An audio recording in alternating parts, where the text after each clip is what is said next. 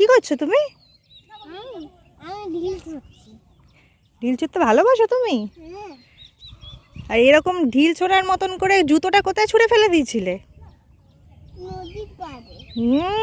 পুরীতে ঘুরতে গিয়ে চিল্কায় গিয়ে চিল্কার জলে নৌকায় বসে জুতো খুলে ফেলে দিয়েছে। এরকম ঢিল ছোঁড়ার এমন স্বভাব, দুষ্টুমি শুধু।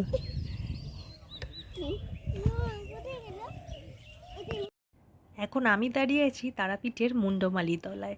মুন্ডমালি তলায় আমার ছেলে আসেই এই ঢিল ছোঁড়ার জন্য নদীতে।